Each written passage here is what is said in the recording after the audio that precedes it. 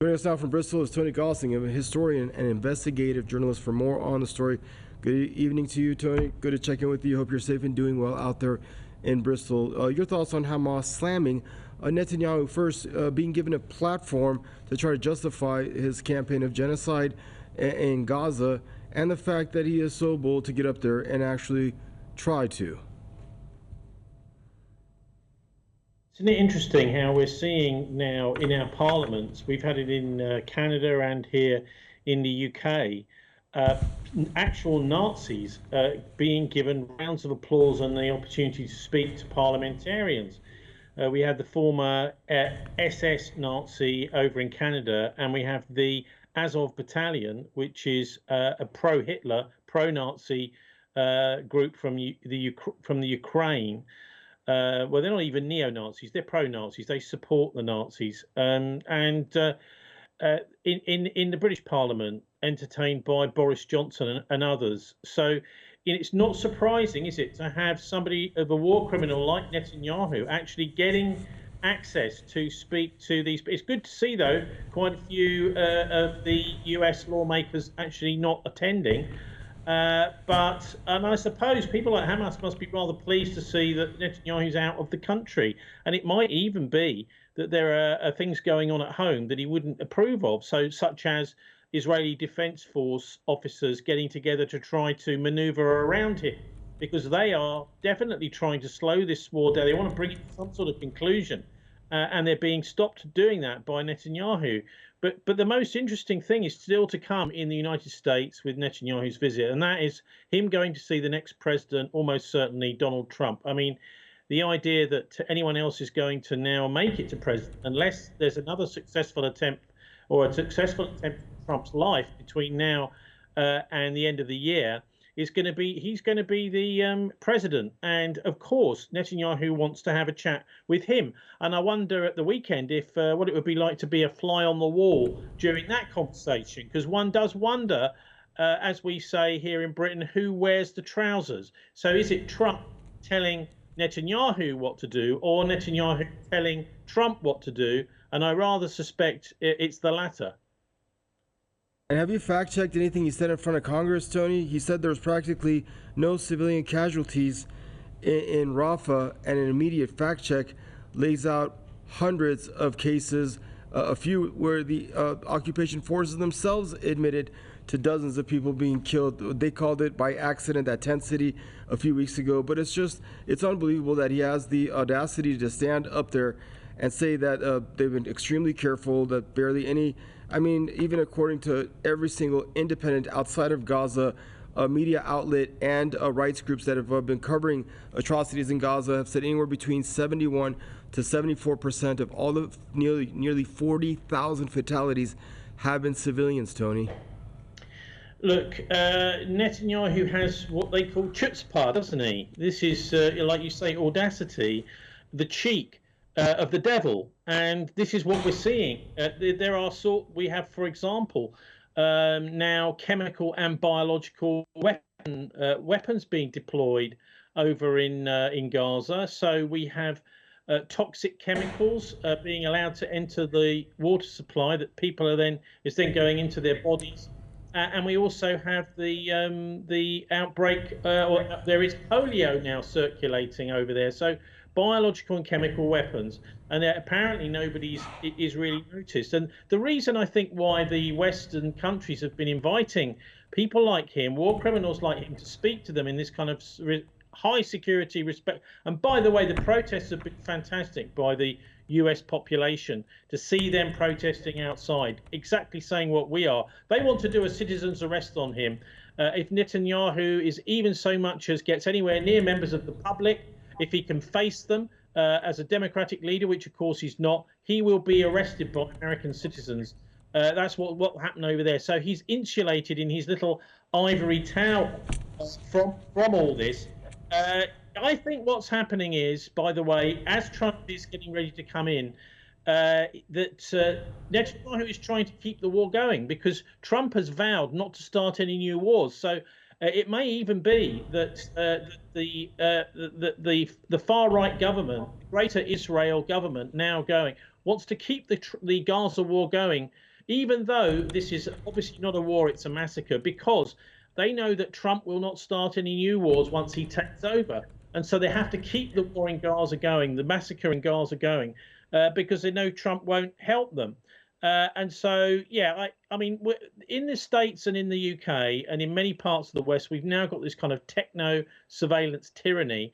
And it's a farce to call it democracy. You've got billionaires like Peter Thiel financing the Republican Party, also financing Trump's running mate, by the way, J.D. Vance, and Eric Schmidt, the Google guy, ex-guy, financing the Democrats. So the techno surveillance tyranny, and I would suggest people look up Whitney Webb and some of her work on all this at the Unlimited Hangout blog. What they're doing is they're basically using these two massive techno billionaires to fund the two main parties. And actually, even if Trump wanted to do, be more populist and to do what the people of America would like to, he's boxed in by the financial elite, and also in this case by his running mate J.D. Vance, who's come out of nowhere apparently, financed by the techno surveillance tyranny billionaire Peter Thiel. So that's where we are in the West, and it's not surprising in that case that they're bringing in a war criminal and giving him the red carpet treatment. So, but that's the very thing, the very essence. I'm glad you touched on that, because I really want to know what he is actually doing. Even if you want to buy his whole, we're there in Gaza on this whole protracted self-defense campaign, what is he doing? What are occupation forces doing in Gaza, Tony, that is praiseworthy, that is considered, I don't know, courageous, that warrants a platform to come to speak in front of lawmakers and a standing ovation? Well, nothing. And the whole point, I suppose, here is that these people are increasingly a tiny minority that support this kind of thing. Certainly outside Israel, I think you'll probably find that there is a majority in Israel that support this massacre, sadly, because they are educated to do that, to say, this is our land, God's given us this land, and other such actual misinterpretations of the Old Testament are forced out onto young children, which is really a form of child abuse, isn't it? So what happens over in the West is when people like Netanyahu come into the West, they have a few of their, should we call it the British Israel or American Israel, AIPAC supporters, people who are on the Israeli lobby gravy train to look after them as their security. Funny, that same security can't look after Donald Trump very well, isn't it? But those security people, these are now a kind of medieval elite, almost like the kings from hundreds of years ago, that are completely out of touch and out of sync and out of harmony with the people that they're supposed to represent. And therefore, you just get mass protests wherever someone like Netanyahu goes, thankfully. And we still, even here in Little Bristol, a little town city in the UK, we still have weekly pro-Palestinian protests. And the general feeling of the population is everybody around the world, certainly here, as I know, in the UK, wants to see this genocide finished now.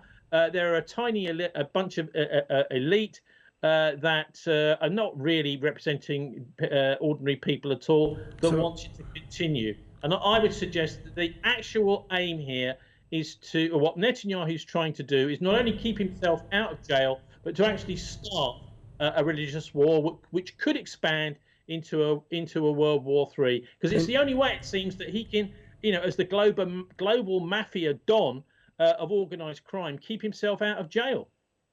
So ultimately, before we let you go, these U.S. lawmakers is standing there and buying everything he came to sell them. Are they gullible, Tony, or culpable?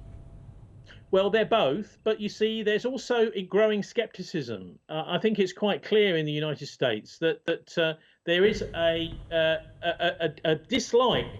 So there is this Christian Zionist and Israel lobby grouping, which have basically been conned into supporting this for fake religious reasons. And bit by bit, what's happening is the penny's dropping with them. Hang on a minute. This isn't God's work, is it? Killing civilians. This isn't God's work, allowing polio to spread. This isn't God's work. Killing children, allowing families to be destroyed while parents cannot no longer protect their children. This is a horrific situation that the Israelis, the Zionists, have created there. And slowly, I think, but surely, the penny's dropping in the United States. And more, it's almost like people are waking up to the fact that the reality of what is going on thousands of miles away. And Netanyahu, I can remember when Obama talked about Netanyahu. I don't know if you remember this, must be a decade or more ago. He said, "Oh, this guy really annoys me. He's always phoning me up and bothering me." But he said it on a hot mic, and he wasn't supposed to be heard saying it. So it's quite clear there are big elements right up to the White House in the United States that are had enough and are fed up with the Israelis. And so really Netanyahu is on a desperate last-ditch attempt, I think, to save his career and to save his genocide, to keep it going. All right, bud. Thanks for joining us. And I do remember that I actually brought it up, Obama and his take on Netanyahu in our previous bulletin. It's funny you put your finger on that. You touched on that. Stay safe, Tony. Always a pleasure to check in with you out of Gosling.